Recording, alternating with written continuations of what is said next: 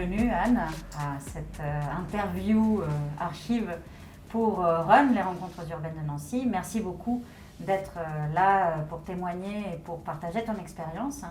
Nous aimerions te faire parler très longuement, mais pour commencer déjà, est-ce que tu pourrais nous dire qui tu es, ce que tu fais et comment t'en es arrivé là? Waouh! C'est court, hein? Bon, déjà, salut tout le monde, en tout cas toi qui regarde. Voilà. D'où je viens? Ben moi, en fait, je suis métisse, vietnamien-français, et ma famille vietnamienne est arrivée en France dans les années 50. Et mon père s'est marié avec une Française blonde du centre de la France, voilà, avec une vieille souche, voilà. Et c'est large hein, comme question. Donc moi, ma famille aspirait à avoir quand même un peu d'argent parce que l'arrivée en France a été très difficile à gérer pour eux. Parce qu'en fait, il se trouve que c'était une famille, c'était une grande famille en fait au Vietnam qui était proche de l'empereur de l'époque et avant les Viet Cong et tout ça. Et puis mon grand-père était proche de Bao Dai, donc les Français connaissent un peu qui c'est. Et donc quand ils sont arrivés en France, c'était la dégringolade totale, ils se sont retrouvés à tenir un bistrot. Donc c'était beaucoup de souffrance. Et la construction de mon père, après s'être marié, par accident, puisque ma mère est tombée enceinte, ça a été d'essayer de ne pas perdre la face en fait. Donc lui était musicien en fait à la base, et donc il est devenu prolo quoi. Et donc moi j'ai grandi dans une famille avec beaucoup de souffrance, pas moi, hein, mais les gens qui m'éduquaient. Enfin en fait il n'y avait pas d'éducation, il n'y avait pas de livres, j'avais pas le droit de regarder la télé. Et il n'y avait que la radio, voilà, qui tenait une grande place quand même dans ma vie de petite fille. Les anniversaires n'étaient jamais fêtés, Noël était rarement fêté. J'ai été baptisée, mais c'est vraiment un grand hasard, dû à ma mère. Mais évidemment, enfin toute ma famille est athée. Mais par contre, j'ai toujours grandi aussi avec un hôtel des ancêtres. J'ai grandi avec ma famille vietnamienne en fait. Voilà. Ma mère est partie très tôt, on était 4, donc mon père... lui qui avait déjà vécu 2 guerres, c'est-à-dire l'occupation japonaise, avant, on va dire, l'occupation française quand même, ensuite les Japonais, et puis après les Viet Cong qui les ont fait fuir du Vietnam. Quand il est arrivé en France, on l'a envoyé en Algérie. Donc mon père est quelqu'un de très traumatisé, et j'ai grandi dans une ambiance de violence extrême. Donc ce qui m'a poussée à partir très vite, en fait. Je suis partie de chez moi à tout juste 14 ans et il fallait impérativement que ma fugue soit un succès accompli. Donc j'ai déployé des efforts. Avec le recul, c'était assez intelligent en fait, pour surtout qu'on me retrouve pas du tout, quoi. Vraiment, c'était impératif que je ne rentre absolument jamais de là où j'étais partie. Et quand je suis partie, donc moi, encore une fois, il y avait très peu de livres, les gens ne se parlaient pas chez moi, et donc j'avais juste 0 éducation. En culture, je ne connaissais rien du tout, et je n'avais pas le droit de regarder la télé. Donc quand je suis arrivée, j'étais en banlieue parisienne. Et à l'époque, dans le 93, à l'époque où les choses n'étaient pas vraiment encore bâties, il y avait déjà pas mal de cités, mais tout le monde vivait trop bien ensemble, quoi. C'était un beau souvenir, c'était pas du tout étouffant. Et il y avait énormément de terrains vagues en fait partout. Voilà, c'était cette époque-là. Et quand je suis arrivée à Paris pour me cacher, j'ai découvert la planète Mars en fait. Et ça a été un déploiement de beaucoup de force et d'imagination pour échapper à plein de choses. Parce qu'évidemment, j'ai vécu 6 ou 7 ans, 7 bonnes années dans la rue, et en étant très jeune et en étant une petite fille, et en plus qui connaissait personne. Et par contre, il y a tout un univers magnifique en fait qui s'est ouvert à moi, c'est l'imagination. C'est-à-dire que quand on traîne dans la rue, enfin, Moi, je n'ai pas du tout la prétention de savoir ce qui se passe aujourd'hui. Vraiment, j'ai l'âge que j'ai. Et j'ai grandi dans la ville à la fin des années 70. En fait, j'ai atterri à Paris, vraiment. C'était ce Paris-là, qui n'est plus le Paris d'aujourd'hui. Mais par contre, quand on était dans la rue, c'était absolument magnifique. Enfin, c'est très dangereux, et vraiment le bordel. Mais c'était aussi magnifique quand on restait très open. Quand on a 14-15 ans, de toute façon, on est complètement inconscient. Donc l'esprit, il est à 360, pardon. Et j'ai tout découvert. C'était incroyable. J'ai découvert les livres, j'ai découvert le cinéma, j'ai découvert les échanges avec les gens, j'ai découvert la vie des gens. Parce qu'il y avait, au contraire d'aujourd'hui, déjà on n'appelait pas les gens qui étaient dehors des SDF, ça n'existait pas. C'est arrivé beaucoup plus tard ce terme-là. Mais il y avait vraiment un état de clochardisation qui était tel qu'il était depuis la sortie de la guerre en 1945. Donc il y avait tout un mélange, il y avait en fait, je dirais, 3 types de gens dans la rue, 4. Il y avait les immigrés qui étaient vraiment dans la merde et qui étaient tellement malheureux qu'ils se retrouvaient de toute façon à la rue. Il y avait les gens qui avaient profondément choisi d'être clochards et donc qui avaient des vies totalement rocambolesques et qui étaient magnifiquement heureux de dormir sur un banc non-stop et qui d'ailleurs ne faisaient jamais la manche. Il y avait des gens comme moi, donc des gens un peu perdus,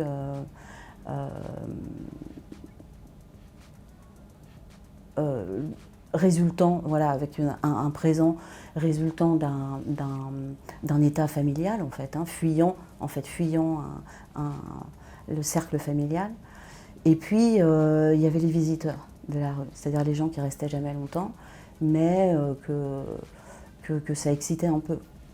Donc on rencontrait beaucoup de gens et donc je me suis retrouvée évidemment en 7 ans à pas simplement dormir dans les ascenseurs et dans le métro, parce que quand même on essayait d'être un peu, et dans les squats, on essayait de trouver un peu de confort de temps en temps. Et donc je me suis retrouvée dans des lieux et avec des gens totalement improbables. Et ça a été vraiment toute la richesse et le terreau de ce que je suis aujourd'hui, puisque ça parti de rien, mais je veux dire de rien en termes de base culturelle. Ça m'a ouvert une curiosité phénoménale, quoi, dans le sens littéral du terme. Donc, et ça c'est vraiment un socle, ça m'est resté. C'est d'être véritablement en fait son phare, vraiment curieux en fait de l'autre. Voilà, en ayant vraiment la conscience du fait que l'autre t'apporte vraiment quelque chose d'hyper intéressant puisqu'il n'est pas toi. Donc l'échange a été la base de tout, puis c'est pour ça que je ne suis pas morte, parce qu'il y a beaucoup de gens autour de moi, la plupart des gens avec qui j'étais sont morts très très vite en fait. C'est ce qui a fait que j'ai décidé aussi de changer ma vie. Et c'est ce qui a fait que je suis devenue journaliste après. Voilà, j'arrête là parce que... Non, c'est passionnant. Donc tu passes 7 ans sur Mars, et que se passe-t-il ensuite? Tu deviens journaliste? Non, après 7 ans, et après avoir perdu beaucoup d'amis de rue, alors c'est compliqué. Enfin, c'est très simple en fait. Quand on est dans la rue, on peut se faire des amis, on peut avoir une relation très profonde et très fugace. Voilà. On peut être avec quelqu'un pendant 2 jours ou une nuit et que ça vous marque en fait à jamais. Et vous ne reverrez plus jamais cette personne. Et puis après, il y a des gens qui durent un peu. Mais tous les gens qui m'ont marqué vraiment dans cette période-là, ils sont tous morts ou en prison. C'était vraiment... moi j'ai vécu le Paris qui a re-réceptionné, parce qu'il y en avait avant, mais re-réceptionné l'héroïne en fait.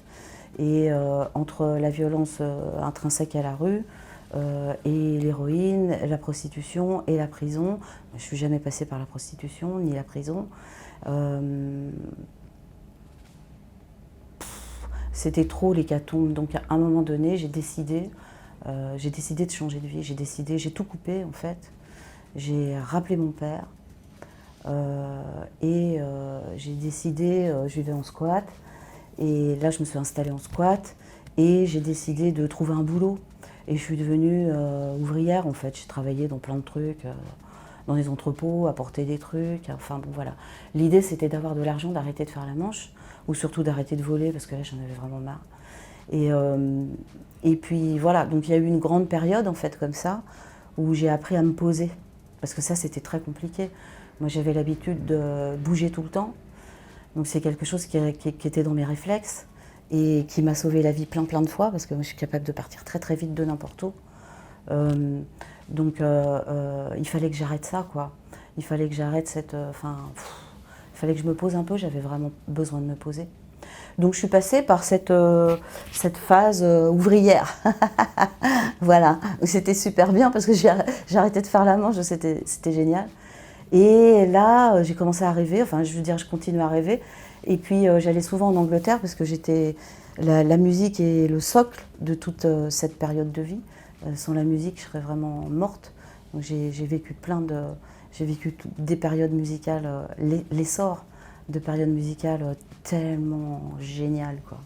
Et j'étais donc souvent à Londres en me démerdant pour aller chercher des disques en fait.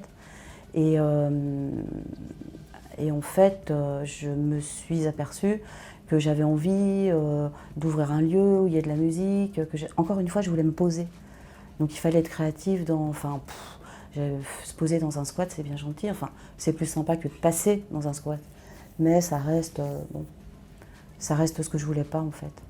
Et j'avais envie de créer un lieu où il y avait de la musique, où on voyait du dessin, où on discutait, où on pouvait boire un coup, voilà.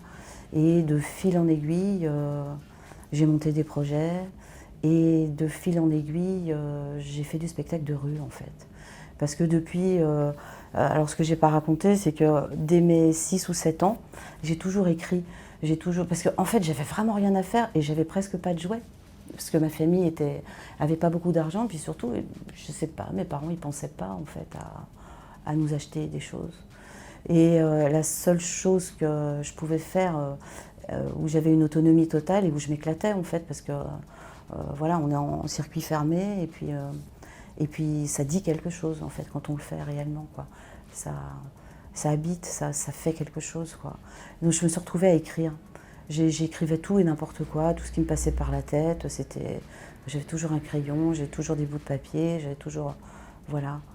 Et c'est comme ça en fait que de fil en aiguille, j'ai écrit des genres de performances en fait que j'ai décidé de monter dans la rue. Parce qu'il y a aussi l'idée de tout ce passage adolescent à... Je suis très observatrice, quoi. Moi, j'ai passé au moins 6 ou 7 ans à ne pas parler du tout. Je parlais pas aux gens et tu ne me parlais pas, quoi. Et je choisissais à qui je parlais et je parlais très peu. Par contre, j'étais très observatrice. Voilà. Et donc, tout ça, ça m'a aidé à comprendre en fait qui j'étais et ce que je voulais faire en fait réellement. Donc puis je voulais vraiment m'amuser. Je voulais pas du tout quitter les arts en fait. C'était vraiment ça qui m'avait ouvert la vie. Donc de toute façon c'était la seule chose claire, quoi. Et j'étais pas musicienne. Donc et mon père venait de la musique et tout. C'était pas très intéressant pour moi. Donc j'ai monté une asso et j'ai rallié beaucoup de gens et j'ai commencé à monter des spectacles de rue dans Paris. C'était une époque, ces années 80, et c'était une époque où on pouvait faire vraiment beaucoup de choses dans la rue à Paris sans avoir trop à demander d'autorisation. Voilà. Et peu à peu, j'ai énormément de culot, ça va avec ce que j'ai vécu. J'ai peur, en fait, il n'y a pas grand-chose qui me faisait peur. Et donc j'allais frapper à toutes les portes. Toutes les portes à partir du moment où je savais que je pouvais obtenir une salle de cinéma, une rue, un espace galerie et voilà. Et ce que j'ai pas raconté aussi, qui est quand même important, c'est qu'à chaque fois que je lisais un livre ou que j'écoutais un disque ou que je parlais avec quelqu'un, si je connaissais pas quelque chose, c'est la curiosité en fait. J'allais toujours chercher qui il y avait derrière. Et si l'artiste était à Paris ou était, voilà, j'allais le chercher. Donc à un moment donné, quand j'ai commencé à faire ces spectacles de rue, j'avais déjà un petit carnet d'adresses de gens pas dont j'avais forcé la porte, mais c'était des artistes qui étaient... Je veux dire, j'étais hyper jeune, j'avais peur de rien. Je veux dire, je pense que je les faisais marrer, quoi. Puis je pense qu'il y avait une fraîcheur de malade, quoi. Et donc, je suis rentrée de façon incroyable chez des artistes magnifiques. Et donc, voilà, spectacle de rue. Et puis après, j'ai ouvert une galerie d'art, en 1990. Qui s'appelait L'Hydre de l'art. Prétentieux, hein. L'Hydre de l'art. Et donc, on était très jeunes, aucun réseau, beaucoup d'envie. Et j'étais avec Julien, avec qui je travaille. Donc, moi, c'est mon nom de départ de travail, c'est Anne et Julien, de mon pseudo. Et donc, on a monté une galerie. On en avait marre de se balader partout pour monter du spectacle de rue. C'est très fatigant, quoi, quand même. Et on a décidé de se poser. Et cette galerie, on l'a ouverte dans un quartier où personne ne voulait habiter. Enfin, il y avait plein de locaux commerciaux qui étaient alloués. C'était le tout début des années 1990, puisque c'était le tout début de l'arrivée du crack, en fait, à Paris.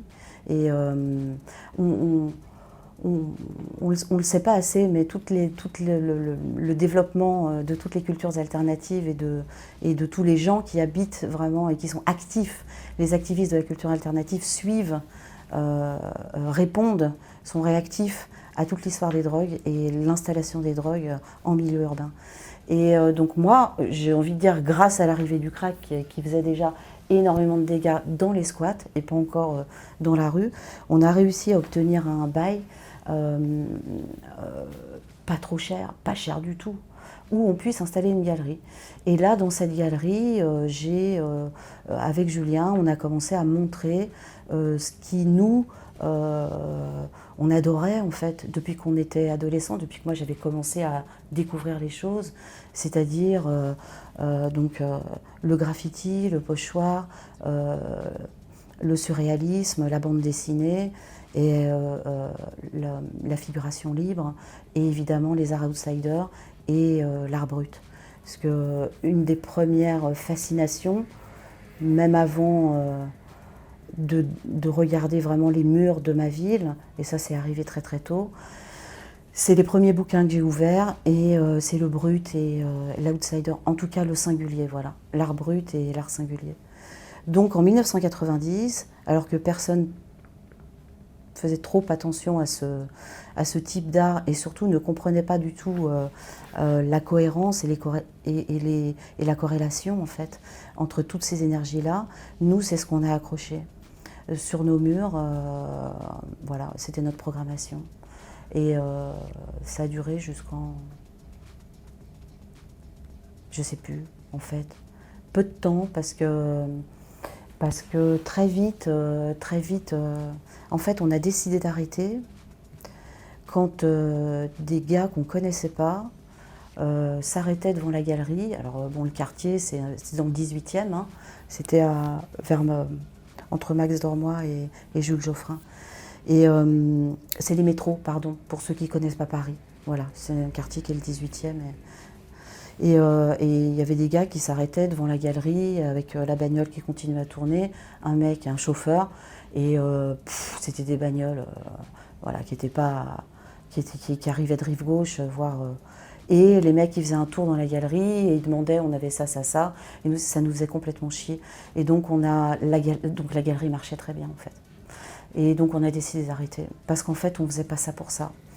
Évidemment, on faisait très attention à être entre guillemets rentable, c'est-à-dire réussir à payer le loyer et surtout à payer les artistes. De toute façon, quand on vendait, l'argent était pour les artistes et pour le loyer. Mais cette arrivée de... Maintenant, je vois que c'était la consécration d'un travail réel, quoi. Mais à l'époque, pour nous, c'était un sentiment d'envahissement qui était très très violent. On était sur un territoire qui était le nôtre et en fait on n'avait pas du tout le désir de le partager. Pas du tout. Voilà. On était encore, on va dire, dans l'alternatif, c'est du 360 mais c'est du ricochet et donc il y a des halos. Et donc nous on était vraiment à l'épicentre de cette expression-là, quoi. Donc très vite on a fermé la galerie. Entre-temps, on avait écrit un bouquin sur la façon dont on parlait, en fait. Parce que tous les vieux ne comprenaient pas la façon dont on parlait. Donc on a écrit un truc de vulgarisation sur nos expressions, la façon dont on parlait, quoi. Comment s'appelle le livre? Ah non, non. Ah bah, de toute façon, j'ai écrit plein de bouquins et vraiment, c'est pas intéressant, quoi. Et donc, comme on est très bavard et puis qu'on adore ce qu'on fait, on nous a très vite demandé d'être chroniqueur en radio. Et il se trouve que ça a tout de suite été de la radio nationale. Et qu'après, moi, j'ai toujours écrit. Donc, de toute façon, voilà, le livre, c'était un médium naturel aussi. Et puis, tout d'un coup, la carte de presse, elle est tombée. Je ne l'ai jamais cherchée. Et j'ai eu ma carte de presse très vite, quoi, en 92, 13, quoi. Voilà. Et alors là, j'ai commencé à réaliser peut-être que j'avais un peu de connaissances. En tout cas, un savoir à partager, quoi. Voilà. Et du coup, la presse arrive par là, tu deviens chroniqueuse. Quand est-ce qu'arrive l'aventure éditoriale de Hey? Tard, hyper tard. Donc je construis tout un parcours de journaliste reporter. Parce que moi, j'ai été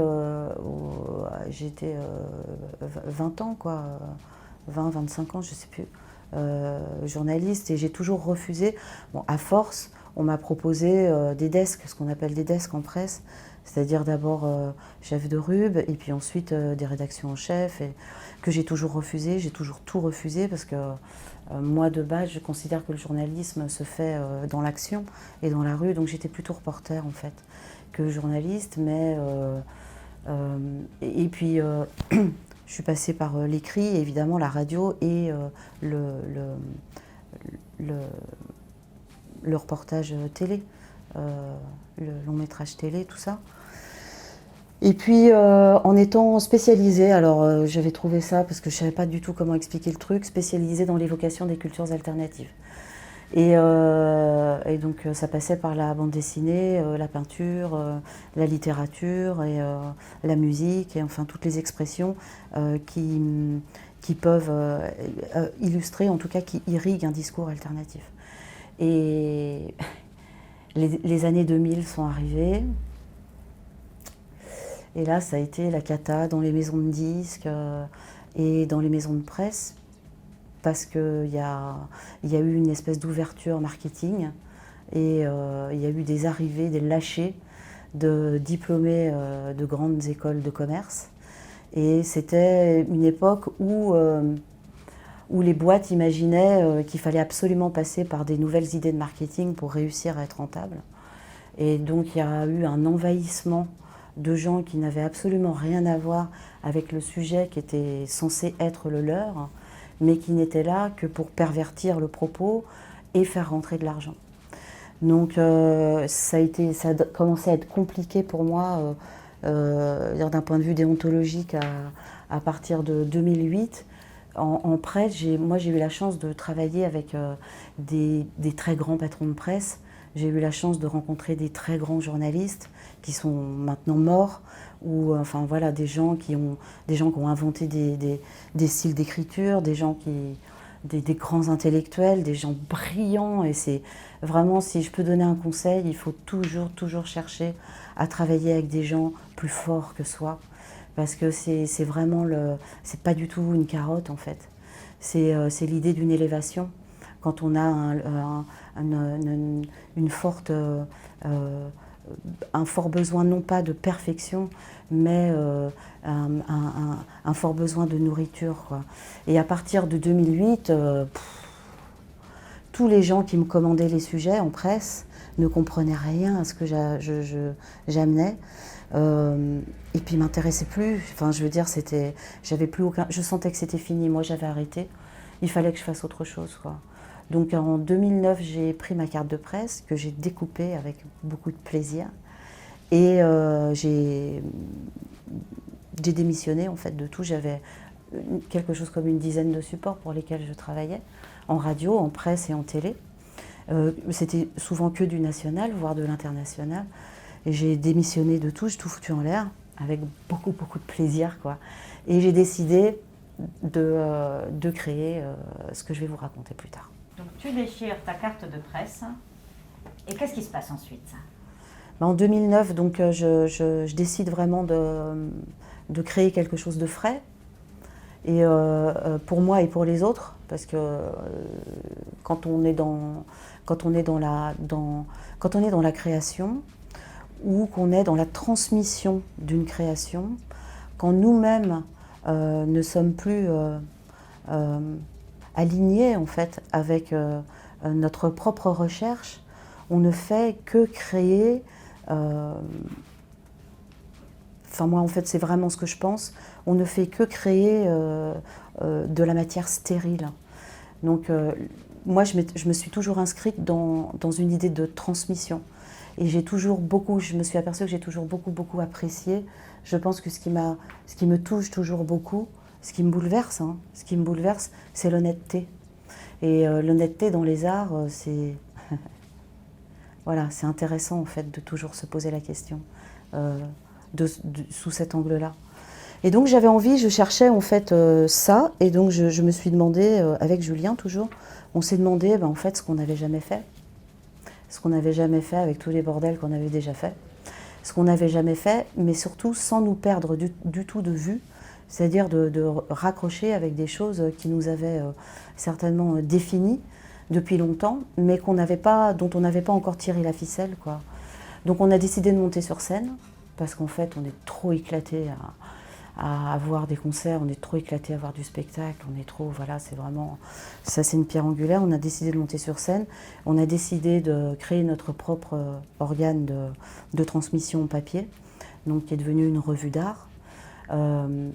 Et on a décidé de remonter des expositions, voilà, de refaire du commissariat, parce que c'est vrai qu'on s'était tellement amusé au tout début des années 90, mais on s'était amusé aussi avec cette galerie, l'Hydre de l'Art, parce que personne ne le faisait, quoi. Et donc c'était aussi, c'est compliqué quand on pense ça. C'est à double tranchant. Mais là, il y avait une générosité en fait dans cette idée-là. Donc on a décidé de monter une structure, imaginez une maison où le rez-de-chaussée et la revue d'art. Donc c'est l'idée de continuer à transmettre tous les arts qui nous irriguent, mais qui sont très peu vus de notre point de vue. Et moi, c'était aussi d'être heureuse et donc de reprendre de façon très libre l'écriture. Et ensuite, le premier étage de cette maison, c'est le commissariat d'exposition, puisque de toute façon, quoi qu'il arrive, je pense profondément qu'il ne sert à rien, à un moment donné, à un instant T, il ne sert à rien de parler d'art sans le montrer et sans qu'il soit vu réellement. Donc ça, rien ne peut substituer la sensation que quelqu'un peut ressentir face à une œuvre. Et c'est une expérience profondément intime. Et je voulais participer à ça, tout en étant fantôme, puisque l'idée, c'est de laisser vivre aux gens ce type d'expérience. Donc ça, c'est l'exposition. Et le troisième étage, c'était le spectacle. Donc on a créé une troupe. Et là, c'est l'idée où moi, je prenais complètement le pouvoir, sachant que dans la revue et dans les expositions, je suis complètement au service des artistes que j'adore, dont je rêve, qui me nourrissent et sans lesquels je serais morte, en fait, depuis longtemps. Et l'idée de leur demander de participer à une écriture avec moi, c'était vraiment l'idée de transformer la nature de l'échange en fait qu'on peut avoir ensemble. Donc c'était la création de la structure HEY, parce que ça s'appelle HEY, Modern Art and Pop Culture. C'était l'idée de créer une structure qui ne soit en aucun cas génératrice de frustration. Or, et ça c'est l'expérience, quand on travaille dans les arts, quelle que soit la place que l'on choisit d'occuper ou que l'on subit, parce que quelquefois, voilà, on travaille dans les arts, mais on ne fait que subir la place qu'on occupe. Donc tout ça, l'idée, c'était vraiment zéro frustration, quoi. total éclate. Voilà. Et voilà, et ça l'a été. Et ça l'a été, et parce que je pense que quand on crée une structure, ce qui est vraiment, ce qui est essentiel, alors là on est vraiment pleinement dans l'artistique, je pense que ce qui est essentiel, c'est d'être profondément honnête. Donc l'honnêteté est vraiment une notion vraiment angulaire en fait, hein, sur ce territoire. Et je ne sais plus ce que je voulais dire, vous me posez une question. Pourquoi Hey? Pourquoi ce nom? Et pourquoi Modern Art and Pop Culture? Ouais, et quand on crée une structure, il faut toujours trouver un nom. Et là, on peut être totalement dans la merde si on se pose 36 000 questions, ou voilà. Mais en tout cas, il faut trouver un nom, absolument. Et là encore, c'est l'expérience. Je pense que Hey aurait jamais pu exister à mon parcours de départ, voilà. Là, j'ai vraiment bénéficié de toute mon expérience, quoi, de travail. Et je voulais, en découpant ma carte de presse, j'avais une volonté, je fais tout très consciemment moi maintenant.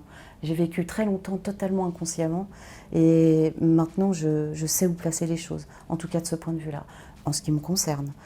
Et donc là, c'était très clair que je voulais faire les choses en pleine connaissance de cause, pour pouvoir totalement gérer, puisque je voulais être totalement indépendante.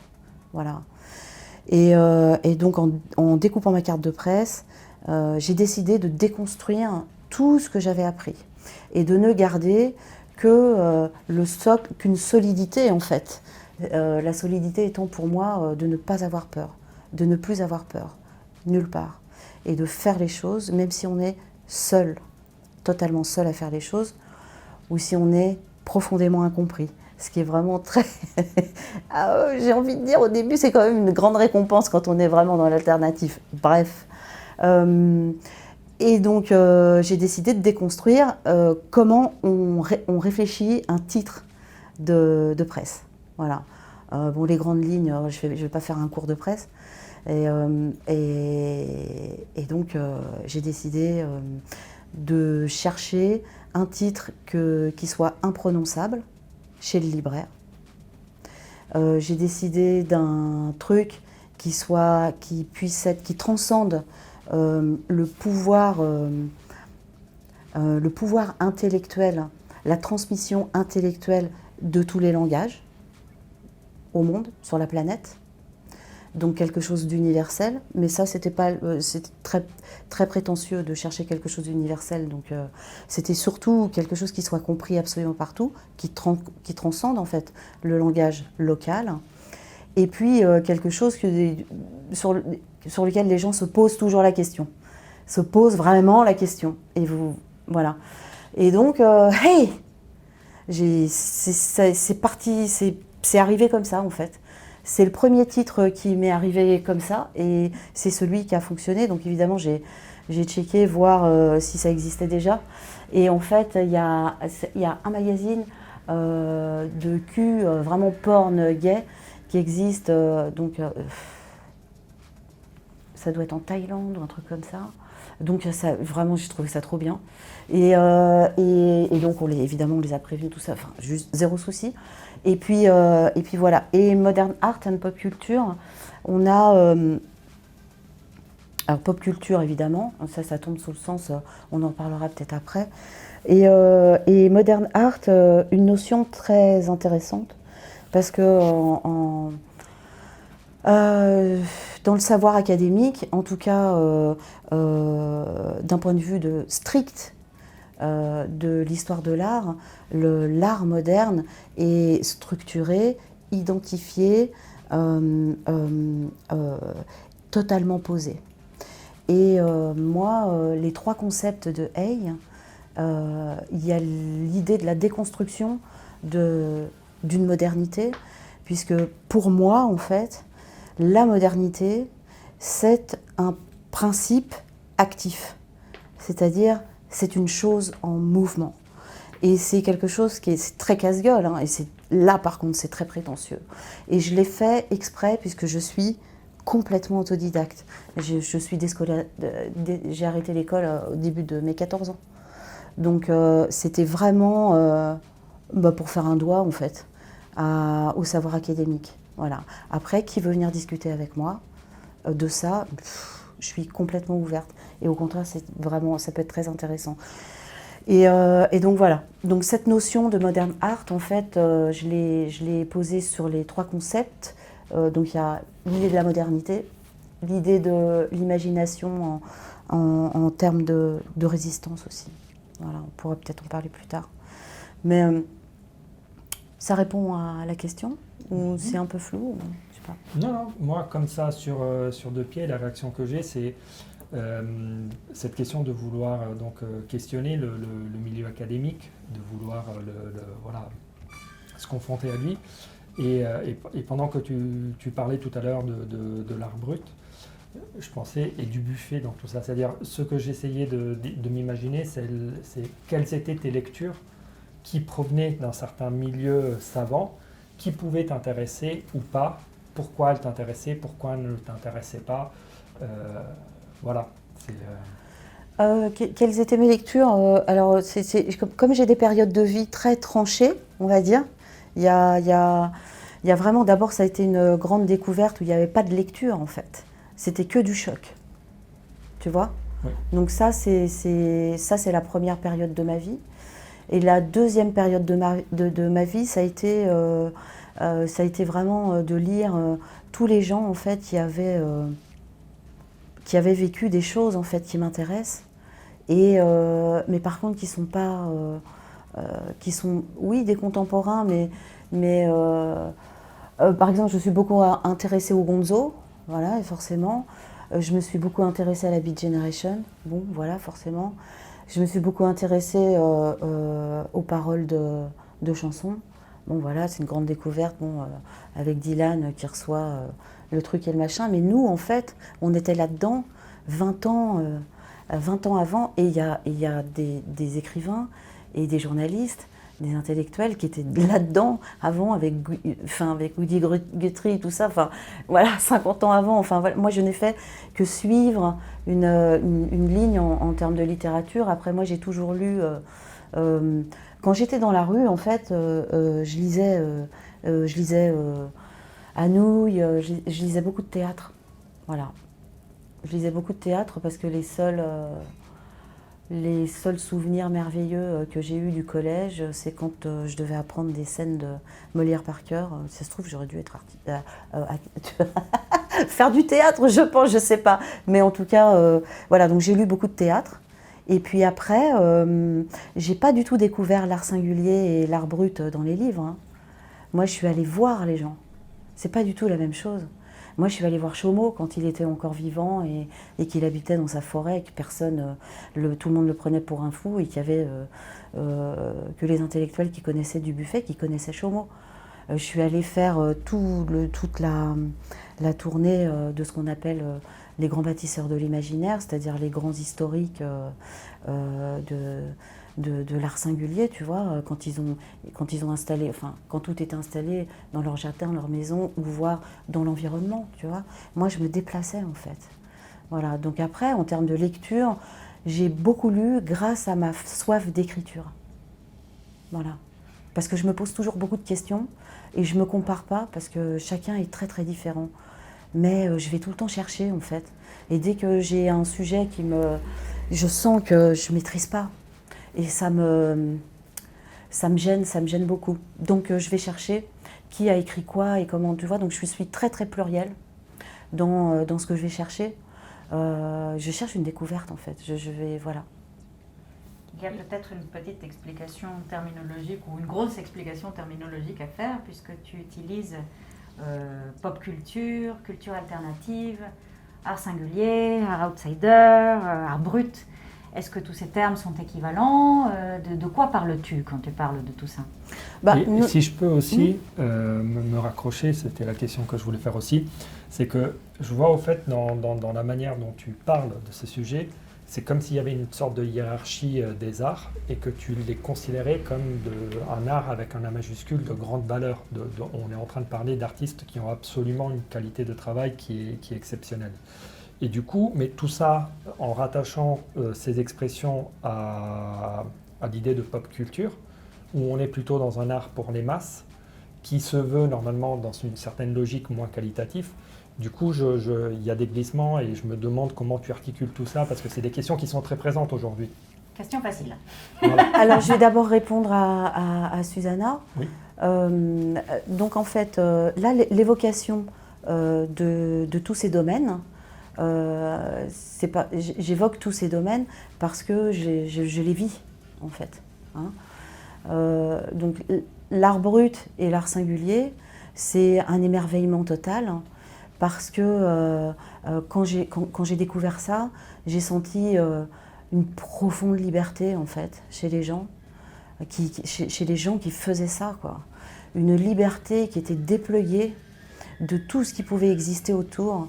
C'est-à-dire que j'ai ressenti la force d'une création qui ne répondait pas à un besoin extérieur. Et je pense que moi, j'ai tellement cultivé, à mon corps défendant, j'ai tellement cultivé mon dialogue intérieur que en fait, j'ai rencontré une fratrie. Et je pense que voilà, les arts singuliers et les arts bruts, c'est aussi l'idée...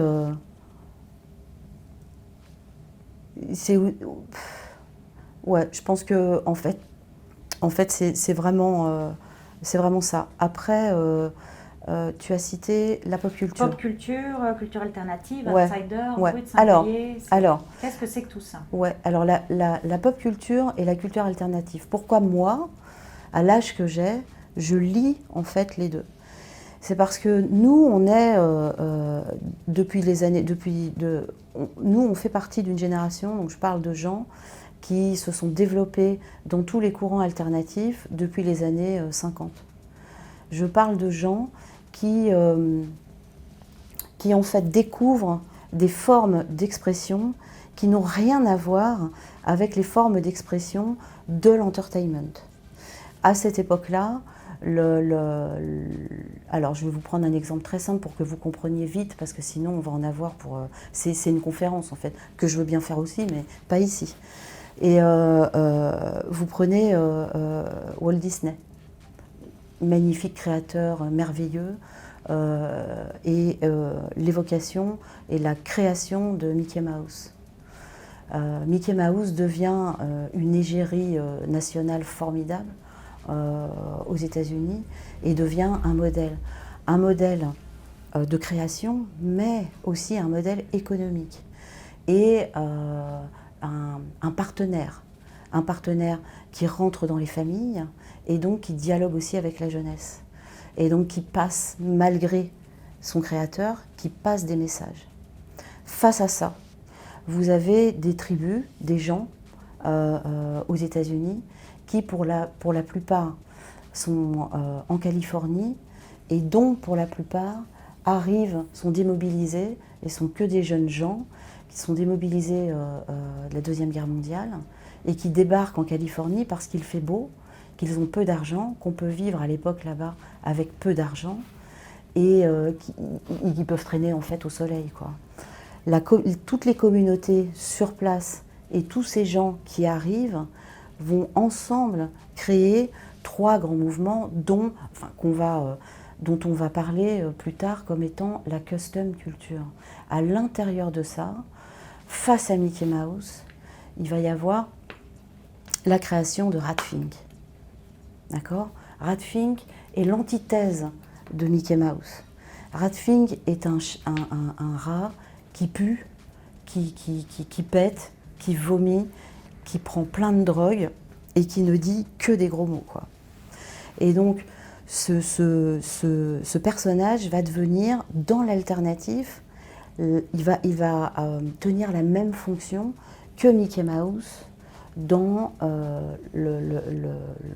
la sphère nationale visible. Quand je parle de pop culture, c'est de ça dont je parle. Le créateur de Rat Fink, c'est le premier. Alors, on parle souvent avec le street art, par exemple, on parle du streetwear. Mais avant le street art, le streetwear a intégré le hip-hop, et la techno. Voilà. Et en fait, il y a énormément, il y a eu toute une création de t-shirts qui sont aussi, beaucoup de t-shirts collectionnés, qui sont de merveilleux t-shirts d'ailleurs, qui sont vraiment top. Et il faut savoir que c'est le créateur de Radfink, qui s'appelle Ed Ross, qui le premier a inventé le t-shirt imprimé, d'accord ? C'est lui le premier en race, c'est-à-dire dans les courses où quelquefois on pouvait mourir parce qu'on allait trop vite, y compris dans les villes. C'est lui le premier qui a commencé à peindre les t-shirts, puis les a imprimés. Donc aujourd'hui, effectivement, Ed Ross et tous les produits d'Ed Ross sont devenus mainstream. Mais on a un rapport à la pop culture qui est mainstream et qui est en fait profondément ignorant quand on ne s'intéresse pas réellement aux sources et aux racines de la pop culture. Pourquoi et comment et à quelle époque c'est né et de qui c'est parti, d'où ça a surgi. Toute la racine créative, graphique, tous les discours que ça contient, en fait dans la pop culture on peut... je m'arrête là parce que c'est trop... voilà. Donc quand j'associe pop culture et cultures alternatives, je parle de mon expérience en fait. Voilà. Et moi, je vais pas... Bon, je m'arrête là. Oui, parce que cette conférence, on la fera, ne t'inquiète pas. Surtout que j'aimerais beaucoup la faire au Musée des Beaux-Arts, puisque, tu le disais, le sous-titre de Hey, c'est Modern Art et Pop Culture. Et ce terme de Modern Art et ce doigt fait à une hiérarchie des arts, elle prend son sens aussi par rapport à l'institution. Tu as l'expérience des institutions en tant que commissaire indépendante. Nous avons déjà eu l'occasion de travailler ensemble. Tu connais bien le Quai Branly et d'autres maisons. Quel rapport peut-on avoir avec une institution quand on vient de cet univers pop ou singulier ou irrévérencieux ? C'est compliqué.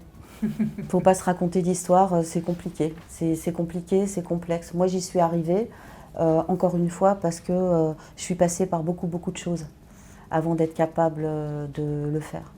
Quand on vient de l'alternatif, on est souvent très en colère. Et cette colère, elle nourrit une grande créativité. Quelque chose qui est vraiment très intéressant à exprimer. Après, moi, je me suis vraiment posé la question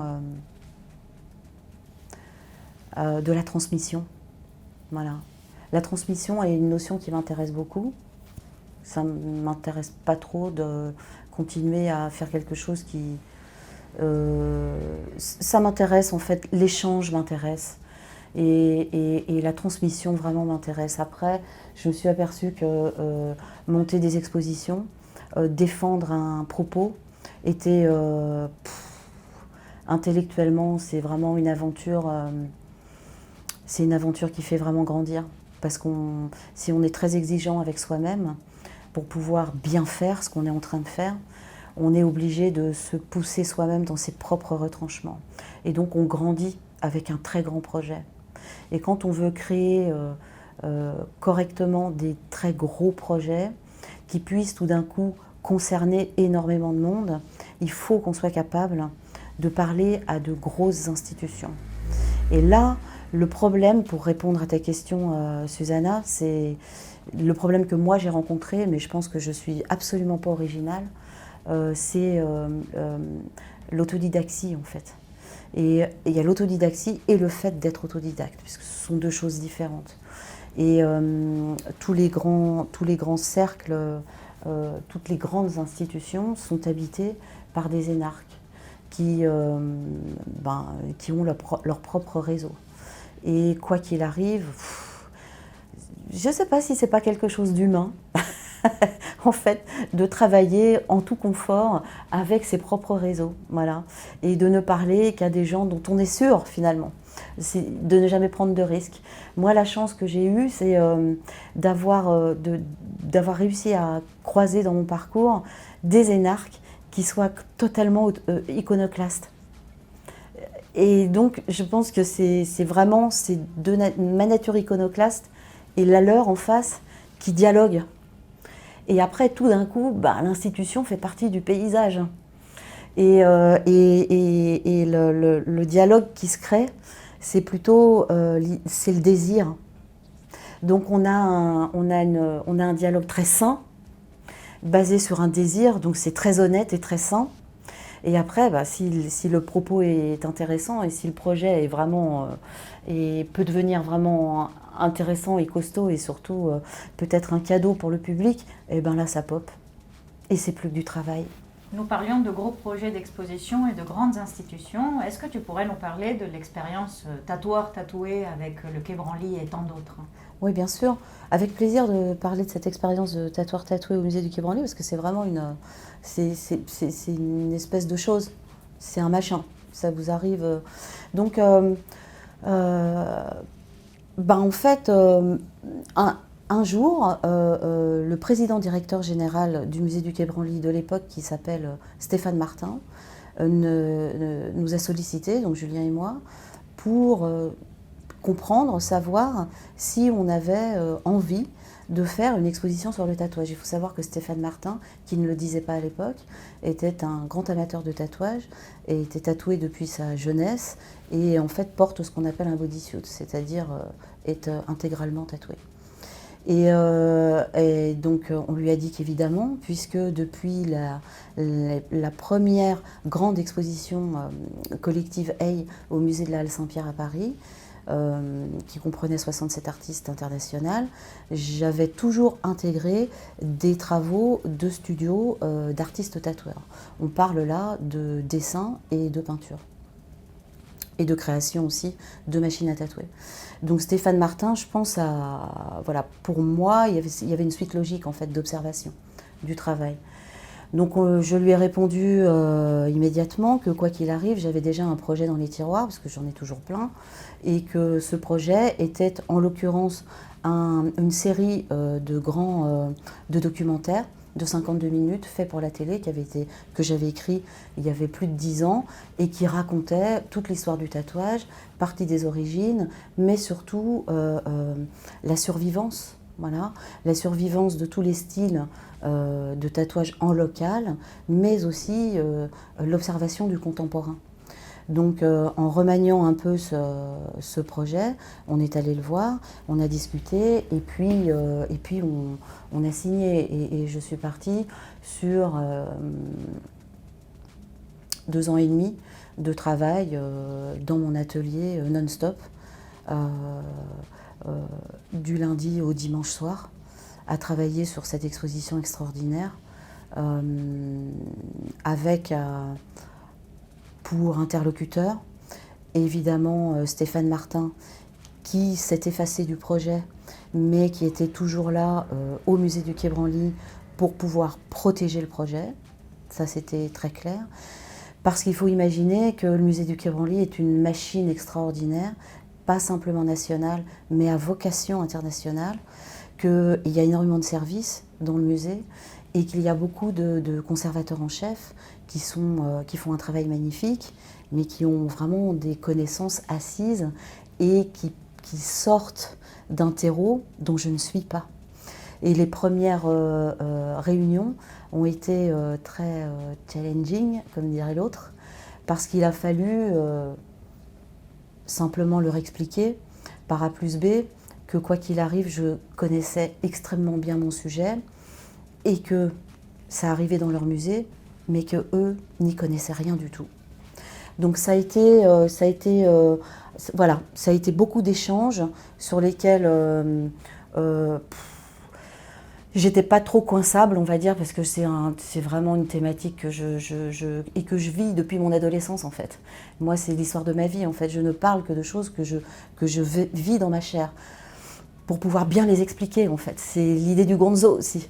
Donc ça a été beaucoup de travail. Ça a été aussi pour moi, en tant qu'autodidacte, à apprendre, à travailler, à faire avec des arcanes d'un musée de cette ampleur, comprenant énormément d'équipes, très, très capables, mais très compartimenté, voilà, très divisé, au savoir et à la compétence très divisée. Donc il a fallu apprendre, observer d'abord, et puis ensuite bien apprendre tout ça.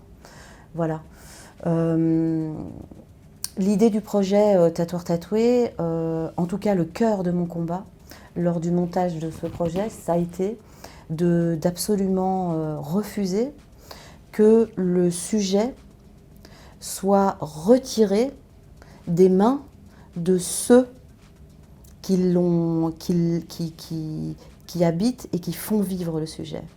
Je parle des tatoueurs et des tatoués. Alors ça aussi, dans un musée national, à vocation internationale, travaillant la plupart du temps avec un collectionneur qui a énormément de pièces, ou des artistes morts, ou des collectionneurs qui donnent, effectivement, là, ça a vraiment bousculé, ça a bousculé leur façon de penser et leur façon de faire. Donc ça, c'était vraiment un truc de monter ça et d'installer l'international du tatouage et les grands maîtres vivants du tatouage dans l'exposition. Sachant que tous les gens que je voulais ramener au musée du Quai Branly, et qui étaient donc les détenteurs de la pratique, d'abord moi j'agissais en tant d'adepte du tatouage, et donc j'agissais, c'était vraiment une marque de respect dans le tatouage. Je travaillais très à l'ancienne, de façon très traditionnelle par rapport au sujet, de ce point de vue-là.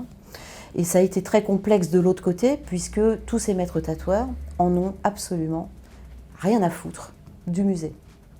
Donc là, j'étais en plein dans mes capacités de faire dialoguer des gens qui sont totalement plugués à un savoir et à une façon de faire et une façon de penser et une façon d'habiter, d'incarner leur pratique liée à des concepts, à un langage et à des réflexes de rue, et donc totalement alternatifs, et d'amener en fait cette chose-là, de me passer dans ma machine à laver et de l'amener après, de l'installer en institution, sans que personne ne se sente floué. C'est-à-dire que l'institution soit absolument sûre de montrer une exposition digne d'elle, de ce qu'elle est capable de faire, de ce qu'elle fait autrement que si elle s'intéresse à ce type de sujet, et de respecter complètement l'état d'esprit des gens qui n'avaient pas choisi de se retrouver dans un très grand musée. Voilà. Ça a été mortellement challenging. Et entre nous, en 2 ans et demi, j'ai vieilli de 5 ans, tous mes cheveux blancs sont apparus. Là, je suis rousse, mais c'est parce qu'en fait, j'ai que des cheveux blancs. Et j'étais hyper fraîche avant de faire cette expo. Et j'ai tellement tout donné que j'ai plus la même tête. Mais la récompense formidable, extraordinaire, elle est intellectuelle, ça c'est sûr.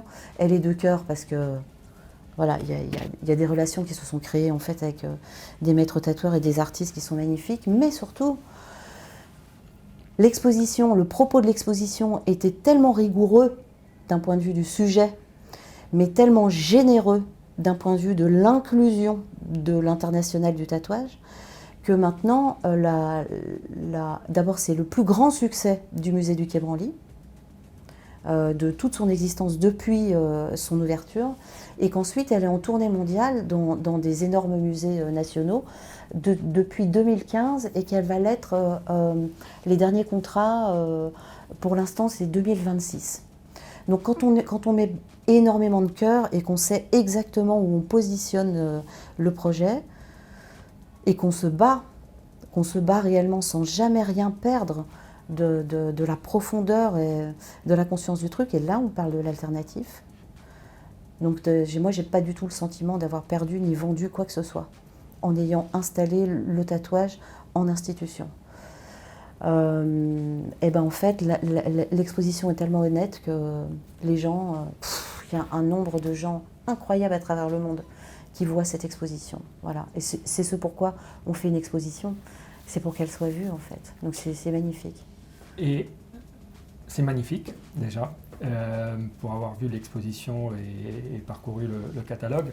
Mais ce que je vois là aussi, c'est aussi un contexte, c'est-à-dire où tu t'es retrouvée avec un rôle de passeuse, on va dire, et entre un milieu et l'institution, sans être au mixeur. C'est-à-dire que sans être au mixeur, c'est-à-dire que tu n'avais pas forcément toujours la possibilité de prendre les décisions qui revenaient à l'institution, tu veux dire. Ah si, non, là je te coupe complètement.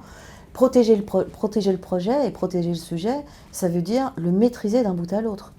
C'est-à-dire que quand je prenais une décision pour le projet, qu'il y avait tel ou tel artefact, ou qu'il y avait tel ou tel angle qui était pris sur telle ou telle section, il était absolument hors de question de déboulonner quoi que ce soit. Mais ce n'était pas basé sur mon ego. Oui. C'était basé sur ma connaissance du sujet. Et je réponds aussi à la première partie de ta question en disant je n'ai pas fait que le passeur.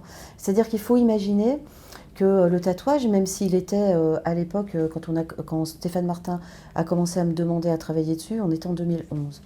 Le tatouage était jusque dans les années 2000 pratiqué par très peu de gens encore. Ça s'est ouvert dans les années 90, mais c'était que des gens qu'on croisait dans des lieux très spécifiques et qui menaient une vie très spécifique.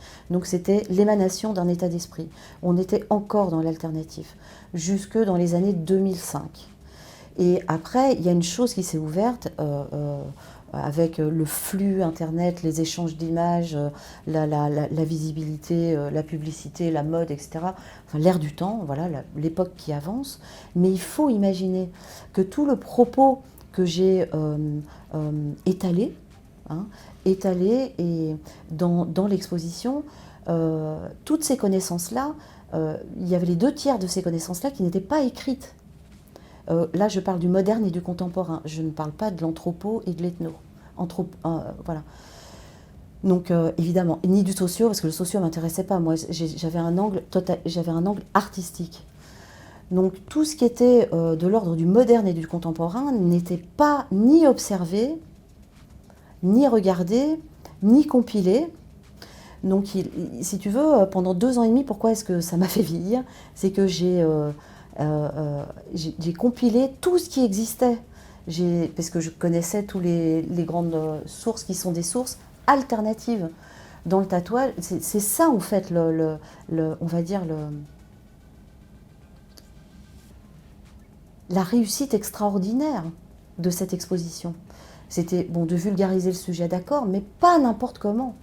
C'est-à-dire tout d'un coup d'avoir la volonté de rassembler des informations, de les croiser, de les vérifier, de faire tout ce que je sais faire, mais en même temps de les mettre en open source pour que l'exposition a ouvert en 2014. Dès courant 2014-2015, des étudiants ont commencé à s'apercevoir, y compris des professeurs, ont commencé à s'apercevoir que le sujet, le domaine tatouage, était un objet de recherche, tu vois, hors anthropo et ethno.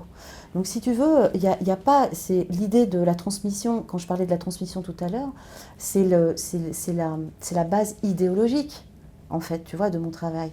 C'est ce qui me drive, en fait. Je me pose toujours la question, tu vois, à quoi ça sert? Je me pose toujours la question du sens de ce que je fais. Je m'ennuie beaucoup. Je fais pas quelque chose qui n'a pas de sens, c'est fini, je suis trop vieille, j'ai pas envie, voilà. Donc, par contre, la connaissance, et là on reparle de l'alternatif. Parce que beaucoup de gens, voilà, l'alternative, tatati tata, mais il y a énormément de gens qui parlent de l'alternative sans savoir de quoi ils parlent. C'est-à-dire d'où viennent exactement les choses. Qui les a écrites la première fois? Tu vois, avec le tatoueur tatoué, il y a le plus grand tatoueur vivant américain, qui est vraiment le pape, tu vois, du tatouage américain, qui s'appelle Ed Hardy. Quand j'ai discuté très longuement avec lui, enfin ça a été vraiment... Et puis un jour, au détour d'une conversation, il me dit, voilà, c'est Sailor Jerry qui est son mentor à lui. C'est Sailor Jerry, très grand, magnifique artiste américain, qui a installé le violet, tu vois, dans le tatouage. contemporain, puisque c'est les années 40 et 50, 1940, 1950. Et ça me fait tilt, c'est quand même le pape qui me parle. Je dis, mais c'est pas vrai, c'est profondément faux. Et là, je pars, et donc j'ai ressorti, et je lui ai tout envoyé, j'ai ressorti, ça vient de France, et ça vient de nos prisons françaises, et je sais comment il a été fabriqué. Donc si tu veux, l'alternative pour moi, c'est ça. Et quand je vous en parle, j'ai des frissons, puisque c'est l'idée qu'il y a toujours quelque chose à diguer. Et c'est vraiment le fait d'arriver à faire la différence entre ce qui est pop culture, ce qu'on appelle pop culture aujourd'hui, qui est finalement la formulation conditionnée d'un goût mainstreamisé de ce qu'a pu être un jour, de façon très floue, la pop culture. Ça n'est pas la pop culture dont moi je parle. Et à partir de elle, là on est en 2022, 2021, et il est en 2010. À partir, parce que là maintenant ça va très vite les choses, c'est bien, voilà, c'est le rythme d'aujourd'hui. Mais à partir de, alors en 2010, je parlais de pop culture, et en 2015, j'ai commencé à parler de l'autre pop culture. J'ai été obligée de faire cette distinction pour faire la distinction, en tout cas, même si pour l'instant, il n'y a que moi qui... Parce que bon, souvent, quand on dit des trucs, des fois, on est trop à comprendre le truc, et puis il faut expliquer, mais bon, voilà. C'est vrai que tatoueur tatoué, pour moi, ça a été merci, en tout cas, de la spectatrice à la commissaire. Merci de l'existence de cette expo, parce que non seulement ça m'a fait découvrir un sujet passionnant, mais c'est surtout que je me suis rendu compte que la déontologie est quelque chose qui se partage, alternatif ou institutionnel que je sois. Tu parles à l'instant de diguer, de vraiment vérifier l'information. Tu fais un travail d'historienne de l'art, de vérification de sources, et c'est quelque chose que j'avais perçu très clairement dans Tatoueur Tatoué. J'hallucinais des cartels. La précision des cartels, la précision géographique, chronologique, les précisions stylistiques. C'était des cartels typiques du service des arts graphiques du Louvre, quoi, avec énormément de précision, de détails, tout sourcé, tout vérifié. Et c'était à l'instant, tu parles de l'autre pop culture et de cette obligation dans laquelle tu te retrouves aujourd'hui de devoir distinguer. L'une des choses que j'admire dans ton travail, c'est la rigueur avec laquelle tu conduis tes recherches, la quête de pertinence, de cohérence et d'honnêteté dont tu as parlé depuis un moment. Et donc, est-ce que tu penses, bon, le milieu institutionnel, comme tu le dis, est assez installé dans ses certitudes, il sait faire des choses, mais il a du mal à bouger. Le milieu alternatif, en tout cas ce que l'on dit tel, serait-il en train de se perdre, de perdre cette cohérence, pertinence, honnêteté, rigueur ? D'abord, tu le sais bien, une exposition, c'est collectif. Donc les cartels, c'est évidemment, je les écris, mais j'ai vraiment... les équipes du musée du Quai Branly sont formidables. Hein. J'ai pas du tout monté cette exposition toute seule, même si j'en suis la commissaire générale. Hein. Ça, il faut le dire, c'est quand même important. Et c'est la vertu, en fait, des grandes institutions, de travailler avec des gens brillants aussi. Après, pour répondre à ta question... c'est une question vraiment intéressante parce que la notion d'alternative, elle, de mon point de vue, hein, parce que ce qui est très intéressant justement dans l'alternative, c'est qu'il faut confronter les points de vue, mais de mon point de vue, et de ce que j'en ai vu, de ce que j'en ai vécu, c'est une notion il faut l'aborder comme un cycle. Donc l'idée d'une alternative qui est étouffée, c'est ne pas avoir la connaissance réelle de ce qu'il se passe à l'instant T dans cette alternative. Voilà. C'est-à-dire on est toujours l'enfant de quelqu'un.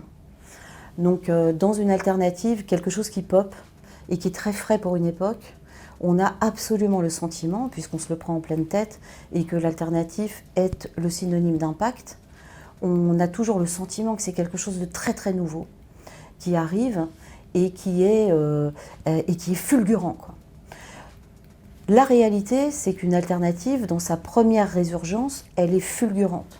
Mais par contre, on est toujours l'enfant de quelqu'un. Et à partir du moment où tu tires les fils et où le temps fait son œuvre, c'est-à-dire que le temps érode toujours les choses, on arrive toujours à un point où l'alternatif a tant permis à l'extérieur de la vulgariser que finalement elle est vidée de sa propre source, mais jamais de son énergie. Parce que ce qui passe d'une génération à l'autre, c'est l'énergie. C'est pas la connaissance, c'est l'énergie. C'est-à-dire que c'est la volonté de détruire ce qui a été construit. Par contre, dans ce qui est formulé, et c'est ça qui est intéressant, dans ce qui est formulé, tu as toujours des ponts invisibles que toi, quand tu as la connaissance en fait en termes d'histoire, puisque tu parles de, tu mets à jour, quoi. Mais l'alternative jeune, fraîche, a toujours le sentiment qu'elle invente en fait quelque chose. Et c'est une réalité dans le sens où elle est le produit de sa propre époque. Et que donc ça c'est vraiment ça c'est, de mon point de vue, c'est la vision honnête de l'alternative. Après, tu as la vision radicale de l'alternative. Parce que quand on est dans le Vericor, en fait, tu vois, vraiment le centre, quoi, on est vraiment dans la radicalité absolue. Et la radicalité absolue exclut, ça fait partie de son langage, elle exclut le dialogue. À partir du moment où tu ouvres le dialogue, tu rends les murs de ta maison poreuses. À partir du moment où les murs de ta maison sont poreux, les forces extérieures infusent, tu vois. Et c'est ça qui fait perdre l'esprit de l'alternatif. On est dans ce cercle, tu vois. Donc on est toujours, moi je ne crois pas du tout, alors il y a par exemple pour prendre comme exemple le tatouage, on m'a beaucoup dit oui, mais alors le tatouage, maintenant tout le monde est tatoué, c'est plus du tout une culture alternative, etc. Dadadi dada. C'est encore une remarque fondée sur une non-connaissance en fait du sujet. Moi, j'ai fait un livre où il y a toute une partie où, justement, pour répondre à cela, d'abord j'ai cherché, ensuite j'ai traduit, donc c'était publié en plusieurs langues, des publications de l'âge d'or de la presse en Allemagne, Angleterre, Japon, et France et États-Unis. Et donc début du 19e, où quand tu lis, alors c'est pas écrit pareil, mais tu as l'impression de lire un article de Paris Match sur tatoueur tatoué au musée du Quai Branly. Voilà. Donc il y a, si tu veux, les cultures alternatives, elles sont puissantes. Elles sont puissantes, elles dégagent un discours qui n'est pas du sous-texte. Elles dégagent. Pourquoi est-ce que ces discours, ils sont tout le temps en résurgence ? C'est parce qu'en fait, elles ont une telle énergie que quoi qu'il arrive, elles arrivent à communiquer avec la jeunesse. Puisque parce que là, on parle vraiment de génération, on est vraiment sur cette idée de cycle. Et c'est pour ça que, par exemple, la base du truc, c'est que quand on s'intéresse à l'alternatif, il faut absolument s'intéresser à l'idéologie, à l'utopie des pirates, la première. Donc ça remonte pas à... Voilà. Et donc quand on observe en fait tout ça, et on voit que c'est une espèce de... Il y a un territoire qui appartient à la nature de l'expression de l'énergie de la jeunesse. Et de l'expression du fait qu'on a absolument profondément besoin en fait de se sentir exister quand on est jeune. Voilà. Et je pense que ça prend plus facilement racine quand on est jeune et qu'on a la chance finalement, on ne le vit pas comme ça sur le départ, mais on le regarde après comme ça. Quand on a la chance d'être déraciné, déconnecté, on n'a ni béquille sociale, ni béquille familiale, voilà. J'ai rencontré énormément d'artistes qui sont des artistes fondateurs de plein de choses différentes en fait. Et ils ont, voilà. Alors après c'est très autodestructeur, mais ça fait partie aussi de ça, quoi. Alors, je te propose de revenir en arrière, on va dire à la fermeture de la galerie, à cause d'un succès qui arrivait. Et où tu places le point d'équilibre, on va dire, entre le succès et l'envie, le besoin aussi de partager tout ce que tu vis au quotidien avec un public plus large. Parce que je te cite, tu as dit on arrêtait la galerie parce qu'elle marchait trop bien. Et tu parlais de sentiment d'envahissement. Oui, le jour où une Porsche s'est arrêtée devant la porte de la galerie et que le moteur a continué à tourner tandis qu'on nous demandait des choses, si on avait tel ou tel artiste, vraiment on s'est dit qu'on ne voulait pas du tout participer en fait à ça. C'était hors de question en fait pour nous. C'est tout ce qu'on exécrait, tout ce monde de l'argent, toute cette qui incluait pour nous tout un tas de compromissions. On n'était pas du tout prêt à ça. C'était impossible pour nous de faire face à ça en fait. Et quand tu parles d'équilibre, il n'y a pas de point d'équilibre. Il n'y a pas de point d'équilibre. Quand tu es dans cette idée, tu n'es pas dans une idée de l'alternative, tu la vis. Tu l'occupes, c'est toi qui l'as fait. Donc tu n'es pas en train de chercher un équilibre. Tu vois, nous, on n'était pas en train de monter un business. Hein. On était en train de s'éclater, quoi. Et on était en train de créer quelque chose qui n'existait pas. C'est pour ça que ça nous éclatait. On était en train de créer ce qu'on voulait, nous, voir. Si quelqu'un d'autre l'avait créé avant nous, on y serait allé tout le temps. L'idée de l'alternative aussi, quelquefois, c'est, en tout cas moi, la façon dont je l'ai vécu, moi, je n'ai pas choisi d'être alternative. C'est juste qu'à chaque fois que j'ai monté un projet, c'est parce que j'avais envie de le voir. Quelqu'un d'autre l'aurait créé, je l'aurais acheté, je l'aurais visité, voilà. Donc quand tu es comme ça, tu ne cherches pas de point d'équilibre. Ta façon de fonctionner et ton assise, c'est pas du tout l'équilibre. C'est le contraire de ça. C'est la radicalité. Dans la radicalité, tu as un propos qui est difficile à entendre, qui est, comme tu disais Susanna tout à l'heure, excluant. Et à l'intérieur de ça, tu t'exprimes.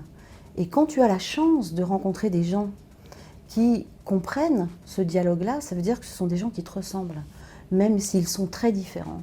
Et là, tu crées, il y a un noyau en fait qui se crée. La radicalité, en fait, elle est là. Et l'équilibre, en fait, n'existe pas. En tout cas, c'est pas ce que tu recherches. C'est pas ce qui te meut, tu vois. Ce qui te meut, c'est vraiment... je peux pas parler de façon générale. J'ai arrêté ça parce que je sais qu'on est tous tellement différents là-dessus, mais... moi, c'est ce qui m'a toujours poussée à monter des projets. Et c'est pas que je cherche la différence, ou c'est pas que je cherche à montrer que je suis différente. Pas ça du tout. C'est que je trouve impératif, voilà. Je trouve impératif de partager des choses qui m'ont tant apporté que j'ai réussi à rester vivante. Et là, c'est pas une image.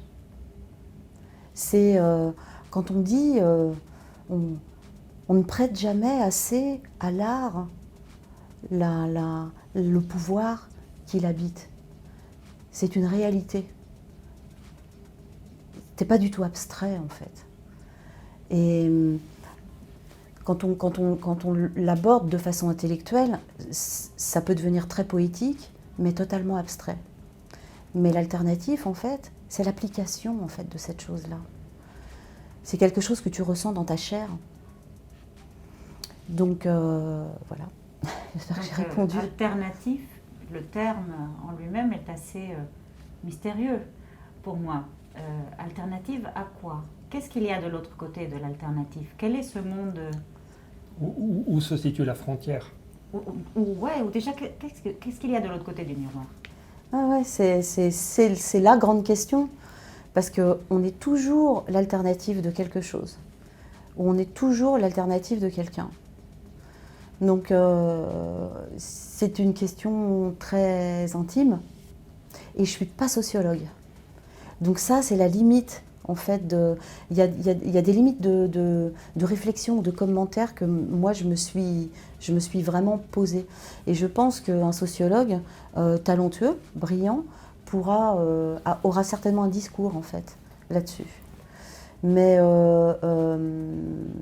moi, le seul commentaire, en fait, que je peux faire là-dessus, c'est que, on est toujours l'alternative de quelqu'un, on est toujours l'alternative de quelque chose, et que quoi qu'il arrive, quand on rentre en fait dans une alternative de discours, puisque le discours fait naître le geste, la pensée fait naître le geste et l'action.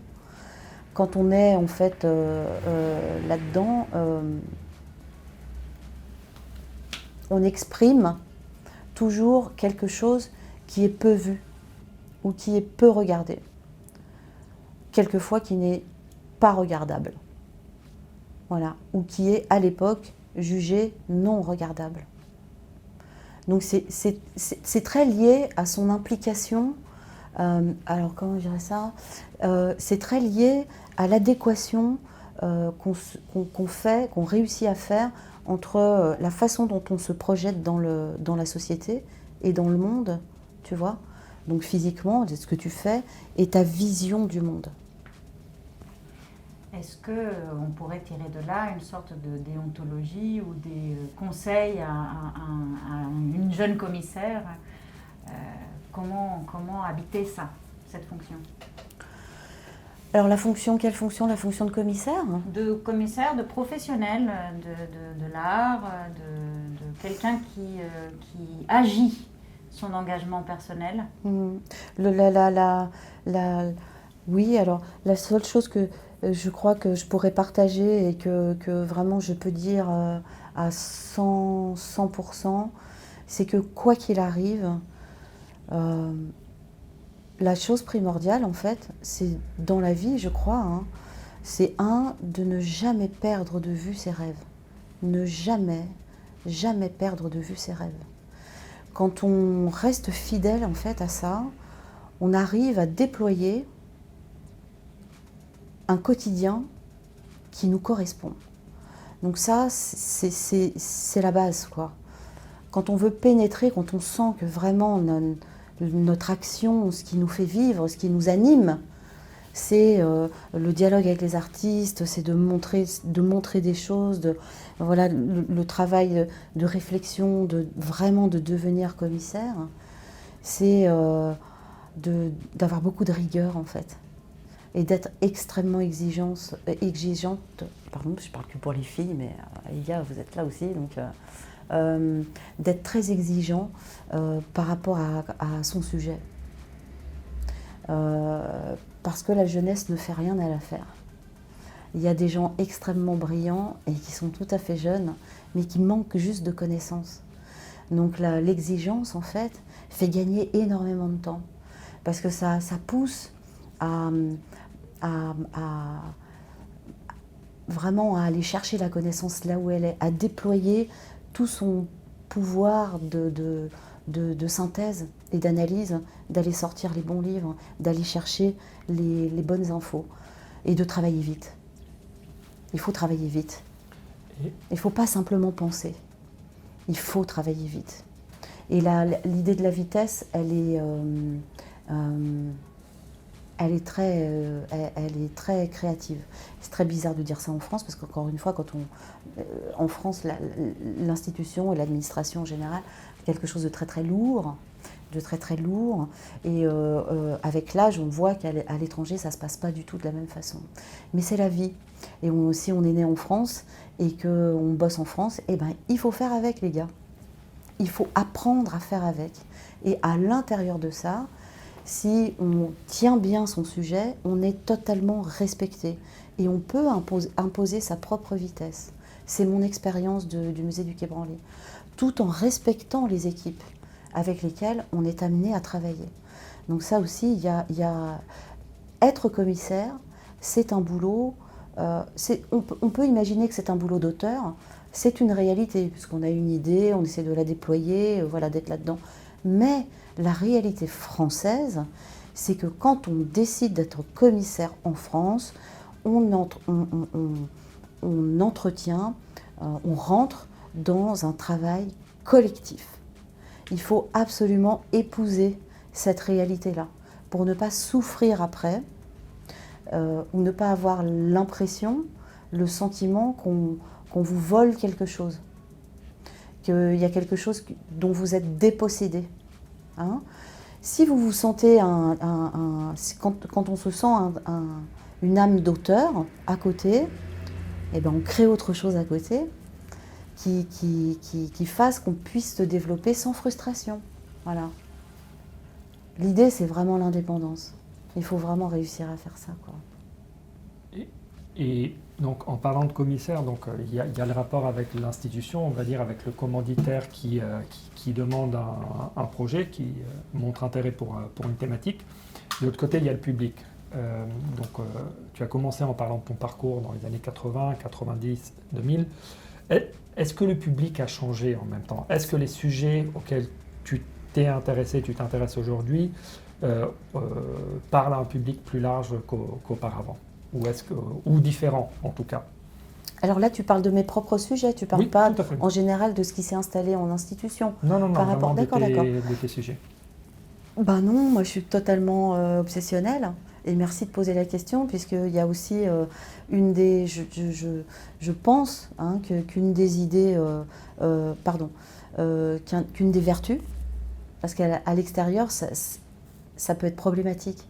Mais quand tu te déploies dans une certaine idée de l'alternatif, il y a, quoi qu'il arrive, une notion d'obsessivité qui est là. Quelqu'un qui n'est pas obsessionnel, je ne sais pas ce qu'il fout dans l'alternatif en fait. Mais donc, nos affaires de public, est-ce que tu as la sensation que... oui, pardon. Non, t'es parti ailleurs. Oui, parce que ça m'intéresse. Oui, non, mais du coup, voilà, ce que je me demandais, c'est... Tu vois, quand tu parlais tout à l'heure, par exemple, du Quai Branly, et tu disais qu'effectivement, par rapport au tatouage, il y avait des choses qui n'avaient pas encore été écrites.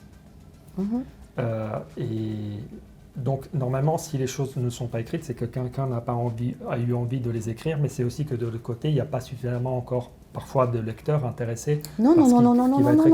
Mais voilà, en tout cas, c'est... Non, je vais répondre là-dessus. C'est très intéressant ce que tu dis, puisque un des critères aussi de l'alternatif, et ça rejoint une des questions que m'avait posée Susanna, et effectivement, j'ai droppé le truc, c'est que, en fait, un des fondamentaux aussi de l'alternatif, c'est le faire. C'est le produire. Après, il y a les discours, tu vois, qui vont avec. Et tu as des gens qui pensent l'alternatif. Mais 70% des gens qui habitent et qui créent l'alternative, ce sont des gens qui font. C'est le do it yourself. Le DIY, c'est pas pour rien que tout d'un coup ça a été redit dans les années 70. Je dis bien redit. Donc il y a vraiment cette idée d'obsessivité et cette idée de faire, et non pas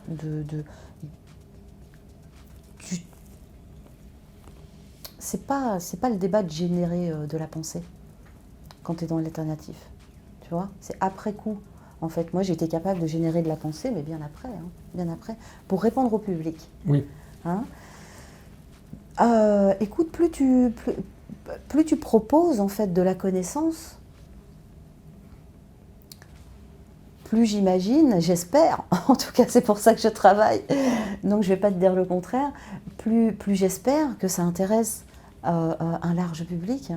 Mais il y a quelquefois des propos qui ne sont jamais dits et qui sont de très grandes découvertes et qui sont magnifiques à poser et qui n'intéresse que très peu de monde. Et c'est aussi une des vertus de l'avant-garde. Donc l'avant-garde n'étant pas l'alternative. Donc le public, tu l'élargis forcément quand tu vulgarises, tu vois.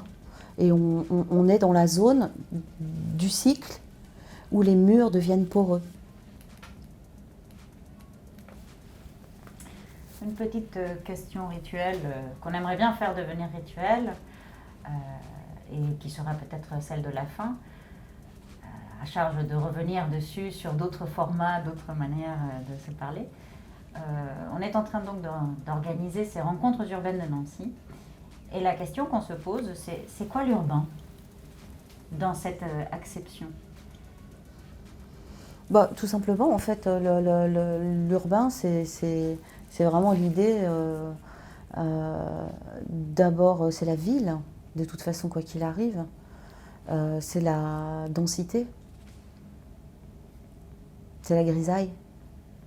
Et c'est l'ennui. C'est la cave. Et c'est l'ombre.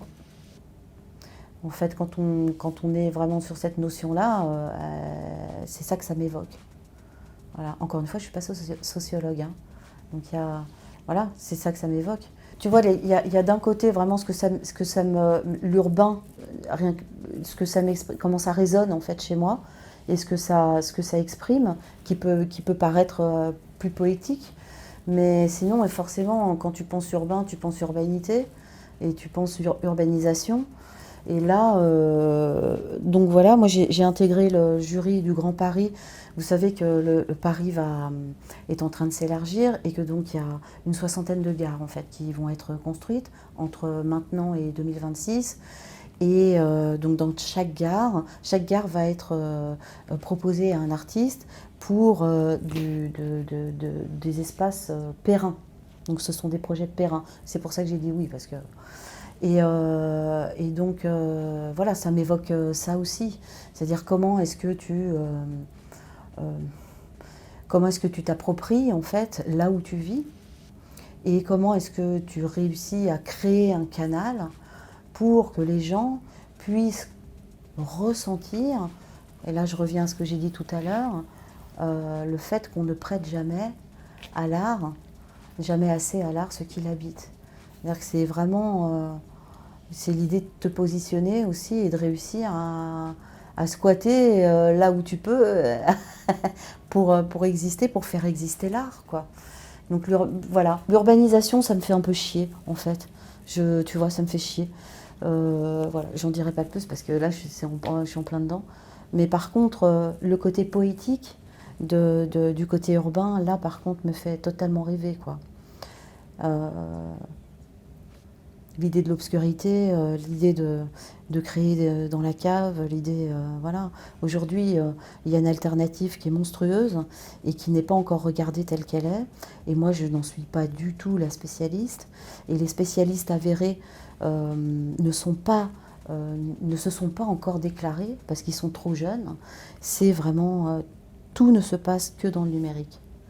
Il y a une poussée de jeunes gens qui sont, quoi qu'il arrive, autodidactes et surtout qui formulent une nouvelle, un nouveau courant, une nouvelle pratique de l'autodidaxie qui est super impressionnante. Et ils sont tous jeunes, très très jeunes. Et ça, c'est ce qui va arriver. Et ça va faire très très mal quand ils vont sortir de la cave. Merci beaucoup pour cette fin pleine d'encouragement et d'envie. Rendez-vous est repris dans quelques temps pour voir qu'est-ce qui sera sorti de la cave. Espérons qu'on l'aura vu bientôt. Merci Anne. Merci Anne. Tout la spécialiste et les spécialistes avérés ne se sont pas encore déclarés parce qu'ils sont trop jeunes. C'est vraiment tout ne se passe que dans le numérique. Il y a une poussée de jeunes gens qui sont, quoi qu'il arrive, autodidactes et surtout qui formulent une nouvelle, un nouveau courant, une nouvelle pratique de l'autodidaxie qui est super impressionnante. Et ils sont tous jeunes, très très jeunes. Et ça, c'est ce qui va arriver. Et ça va faire très très mal quand ils vont sortir de la cave. Merci beaucoup pour cette fin pleine d'encouragement et d'envie. Rendez-vous est repris dans quelques temps pour voir qu'est-ce qui sera sorti de la cave. Espérons qu'on l'aura vu bientôt. Merci Anne. Merci Anne.